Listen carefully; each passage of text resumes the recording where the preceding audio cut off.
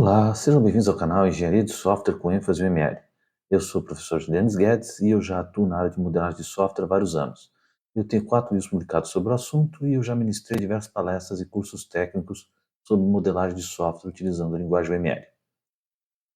Esta vai ser a terceira aula sobre o diagrama de classes. Dessa vez eu vou enfocar o assunto sobre restrições. Restrições são uma característica muito poderosa da UML e bastante utilizada no diagrama de classes, e basicamente ela permite estabelecer consistências, validações, regras de negócio que precisam ser seguidas no momento da implementação das classes, das associações, dos métodos. Então, vamos iniciar a nossa aula.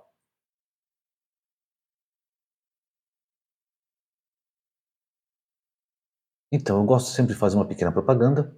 Eu já publiquei 4 livros sobre o ML. O meu primeiro livro foi o ML, uma abordagem prática, que na época tratava da OML 1.5, mas já abordava o ML2 no final do livro. Depois eu lancei o ML2 Guia de Consulta Rápida. Poucos anos depois eu lancei o ML2 Guia Prático. E finalmente eu lancei meu último livro, mais completo na minha opinião, que é o ML2, uma abordagem prática, que se encontra na terceira edição. Mas vamos ao conteúdo. Então, como falei, nós vamos falar sobre restrições nessa aula. Basicamente, restrições, elas fornecem um conjunto de informações extras que estabelecem consistências, condições, regras de negócio que precisam ser validadas no momento em que o modelo de classes for implementado. Então, eu posso aplicar restrições nas associações entre as classes, nos atributos de uma determinada classe, nos métodos de uma classe. Nós vamos ver vários exemplos disso nessa aula. Então, aqui nós temos um exemplo simples de restrição. Esse é uma restrição um pouco informal. Daqui a pouco nós vamos ver restrições mais formais utilizando a linguagem OCL, mas esse é um tipo de restrição um pouco mais livre. Então, aqui é uma restrição que foi aplicada a uma associação. Aqui nós temos uma associação binária entre a classe sócio e a classe empréstimo, onde eu digo que um sócio realiza nenhum ou muitos empréstimos e um empréstimo é realizado por um e somente um sócio. Lembrando que esta informação se chama multiplicidade e ela determina a quantidade de objetos que está envolvido em cada extremidade da associação.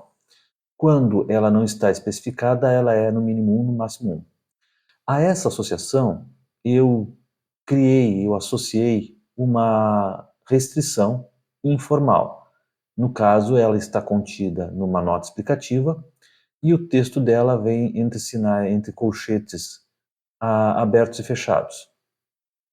Ela é ligada à associação por uma linha tracejada, que é chamada de âncora.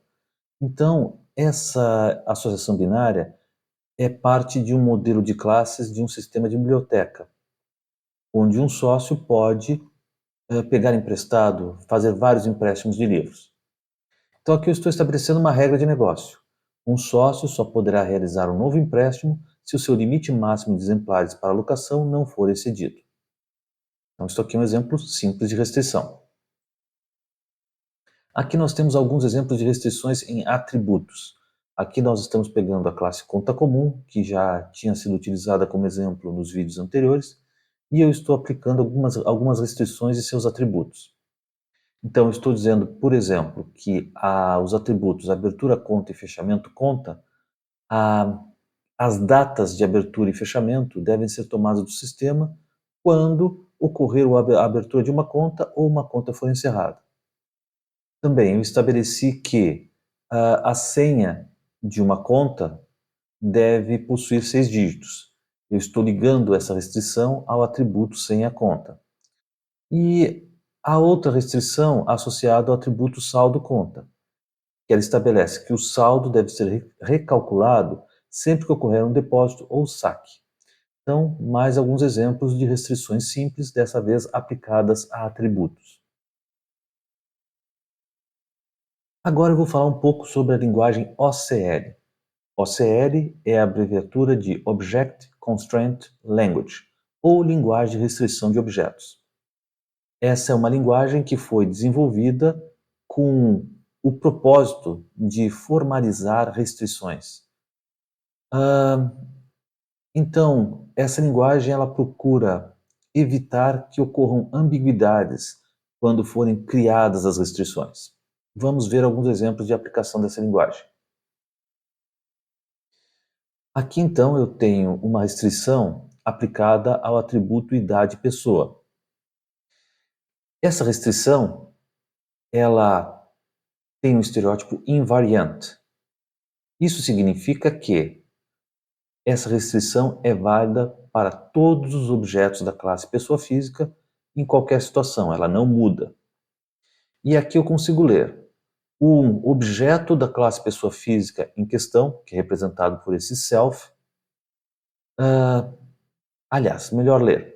O atributo idade pessoa do objeto da classe pessoa física em questão precisa ser maior ou igual a 18. Esse self representa o objeto que se está trabalhando no momento. Então, aqui um exemplo de restrição de atributo utilizando a linguagem OCR. Vamos ver outros exemplos. Aqui eu tenho algumas restrições aplicadas a métodos. Então, aqui são restrições do tipo pré e pós-condição. Então, elas não são invariantes. Elas têm que ser atendidas antes ou depois que o método for executado. Então, aqui foi aplicada uma pré-condição para o método sacar valor. Eu estabeleci que o atributo saldo da conta tem que ser maior ou igual ao valor sacado para o objeto que representa a conta em questão. Então, eu vou consultar uma conta e o saldo dessa conta não pode ser maior ou igual ao valor que se deseja sacar. Essa é uma pré-condição para executar o método sacar-valor. E aqui nós temos uma pós-condição. Após a execução do método sacar-valor, o atributo saldo da conta do objeto da conta comum que se está trabalhando tem que ser igual ao valor do saldo da conta do objeto menos o valor que foi sacado. Aqui nós temos uma pós-condição semelhante para o método depositar valor, onde eu digo que o atributo saldo da conta do objeto conta comum em questão tem que ser igual ao saldo da conta desse objeto mais o valor a ser depositado. E aqui eu tenho uma outra pós-condição que foi atribuída ao método encerrar a conta, onde eu digo que a situação da conta do objeto da conta comum, do objeto da classe conta comum que está sendo encerrada, tem que ser igual a zero. Se encerrou a conta, o atributo situação da conta do objeto encerrado tem que ser igual a zero, significando que aquela conta está encerrada. A conta não pode ser excluída, somente marcada como encerrada. E aqui nós temos uma restrição e associação. Aqui eu tenho uma classe pessoa e ela tem uma associação unária consigo mesma. Uma associação unária ocorre quando um objeto de uma classe está associado com um ou mais objetos da mesma classe. Então aqui eu tenho uma associação que eu chamei de cônjuge, eu dei o rótulo de cônjuge para ela, e ela está envolvendo dois objetos, somente um objeto numa extremidade se relacionando com somente um objeto na outra extremidade. Então eu estou dizendo que uma pessoa é cônjuge de outra pessoa. E aqui eu estabeleci dois papéis de objeto. Eu disse que o objeto que está nessa extremidade desempenha o papel de marido e o objeto que está na outra extremidade desempenha o papel de esposa.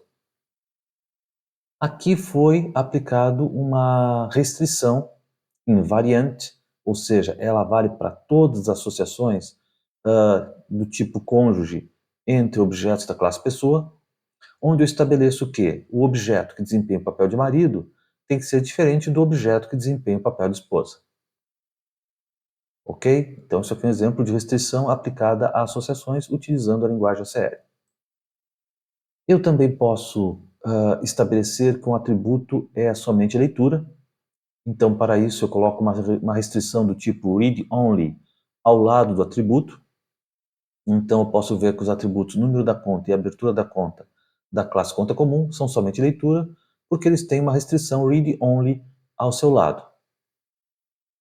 Um atributo também pode receber a restrição estática. Isso vale para métodos também. Uma um atributo estático é um atributo que pertence somente à classe. Então significa que todos os objetos da classe ligação, no caso representa uma classe ah, relacionada às ligações que um telefone celular recebe, todos os objetos da classe ligação terão o mesmo tom de música a ser tocado. Por isso esse atributo ele foi representado sublinhado. Isso significa que esse atributo é estático. É a restrição para estabelecer que ele é estático. Eu também posso ter uma restrição do tipo ou exclusivo. Uma restrição do tipo ou exclusivo, ela estabelece que pode ser um objeto ou outro objeto, mas não os dois ao mesmo tempo. Então aqui eu tenho uma classe pessoa física que está associada a uma classe conta comum. E eu tenho uma classe pessoa jurídica que está associada à mesma classe conta comum. E eu digo que uma pessoa física possui no mínimo um, no máximo muitas contas comuns, e uma pessoa jurídica possui no mínimo uma, no máximo muitas contas comuns também. Mas aqui eu apliquei uma restrição do tipo ou exclusivo, uma restrição do tipo XOR. Isso significa que se o objeto, vamos supor, Zé, da classe pessoa física, possuir a conta 1000, isso significa que o objeto Zé da Silva Corporation não pode possuir a mesma conta, porque o ou exclusivo estabelece a exclusividade. Se um objeto está associado, se um objeto da classe pessoa física está associado ao objeto da classe conta comum, vamos supor, número da conta 1000, o objeto da classe pessoa, outro objeto da classe pessoa jurídica não pode estar associado a esse mesmo objeto. É isso que a restrição XOR estabelece. E nós temos a restrição de ordenação, chamada ordered. Isso significa que os atributos de uma classe, de uma coleção de objetos, eles precisam ser apresentados de forma ordenada. Então aqui eu tenho uma associação de agregação entre as classes usuário e comunidade. Então o usuário pode possuir muitas comunidades em uma determinada rede social. E eu estou dizendo que um usuário participa de nenhuma ou muitas comunidades e uma comunidade pode ter muitos usuários participando nela, no mínimo um, no máximo muitos. Porém, isto aqui é uma associação de agregação. Isso significa que as informações do objeto usuário precisam ser complementadas pelas informações dos objetos da classe comunidade que estão associados a ele. Então, quando eu consultar o usuário, eu quero que apareçam também todas as comunidades que ele possui, que ele participa. E eu quero que essas comunidades venham ordenadas. No caso aqui, elas serão ordenadas pelo atributo descrição, que é o único atributo que a classe possui. E existe a restrição unique, ou unique, que estabelece que pode haver muitos objetos numa coleção, mas esses objetos não podem se repetir. Então, aqui eu estou dizendo que uma pessoa, ela possui no mínimo uma, no máximo muitas contas comuns. E uma conta comum é possuída por no mínimo uma, no máximo muitas pessoas. Porém, dentro dessa associação, os objetos da classe conta comum não podem se repetir na coleção de objetos possuídas pelo objeto pessoa, associadas ao objeto pessoa. Eu também posso combinar as restrições unique com ordered. Então aqui, por exemplo, eu estou dizendo que o número da conta ele é somente leitura e ordenado. Então significa que quando eu for consultar uma pessoa, eu quero que apareçam todas as contas que ela possui também, além de suas informações. Isso é representado pela agregação, por esta associação de agregação. E eu quero que essas contas venham ordenadas pelo número da conta. E além disso, estabeleci que uma pessoa não pode possuir a mesma conta mais de uma vez. Então, aqui, nessa coleção de objetos da classe conta comum associadas a um objeto da classe pessoa, as contas não se repetirão. Bom, ainda, com relação à ordenação de coleções de objetos.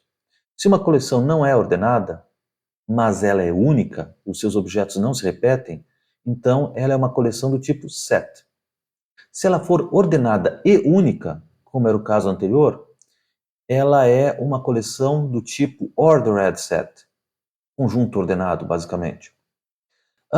Se não for ordenada nem única, então ela é uma bag. Bag quer dizer literalmente sacola, tá? Então é uma coleção em que os objetos não estão ordenados e podem se repetir. E se ela for ordenada, mas não for única, então ela será uma sequence. Aqui nós temos o exemplo de coleção do tipo sequence.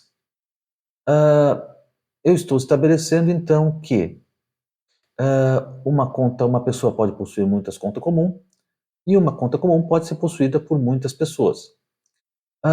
Mas pode acontecer de, no caso, nome pessoa ser uma coleção de objetos, mas pode acontecer de eles se repetirem. O nome da pessoa se repetir. Por exemplo, pode ter duas pessoas com o nome José da Silva e serem pessoas diferentes. Eu também posso aplicar restrições em especializações. Uma especialização é quando eu derivo uma nova classe a partir de uma classe anterior. Dessa forma, a nova classe gerada, ela herda todos os seus atributos e métodos. Então eu posso aplicar restrições também nesse tipo de associação. Aqui eu tenho uma classe pessoa, que foi especializada em pessoa física e pessoa jurídica. Eu coloquei a restrição disjoint e complete nessa generalização. Isso significa que uma pessoa tem que ser ou física ou jurídica, não pode ser as duas. E ela é complete, ela é completa porque não é possível derivar mais uma classe a partir de pessoa. Até onde eu saiba, só existem pessoas físicas e pessoas jurídicas.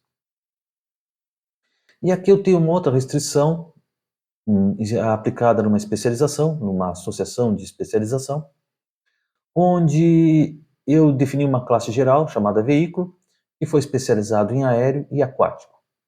E eu estabeleci a restrição overlapping e incomplete.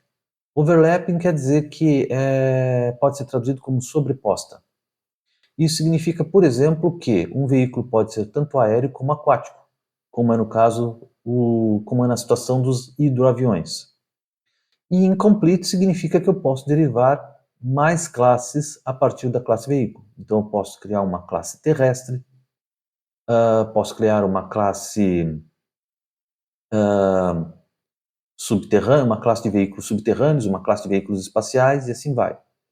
E eles continuam sendo sobrepostos. Eu posso ter uma classe tanto aquática como terrestre, por exemplo. E eu tenho a restrição union e subsets. Então, aqui eu tenho um trecho de um diagrama de classes, onde eu tenho uma classe funcionário que está associada à classe empresa. Aqui eu estou dizendo que uma empresa ela possui no mínimo um, no máximo muitos funcionários. E que os objetos da classe funcionário, nessa extremidade da associação, desempenham o papel empregado. Notem que tem uma barra do lado do papel do empregado. Agora, vocês vão notar que funcionário, que a classe funcionário, foi especializada nas classes gerente e trabalhador. A empresa, ela possui muitos gerentes, no mínimo um, no máximo muitos, e possui muitos trabalhadores, no mínimo um, no máximo muitos. Os gerentes, os objetos da classe gerente, desempenham o papel de chefe nessa extremidade da associação. E os objetos da classe trabalhador desempenham o papel de subordinados. Agora notem que os objetos da classe gerente, eles são um subconjunto de empregado. E os objetos da classe trabalhador também são um subconjunto de empregado.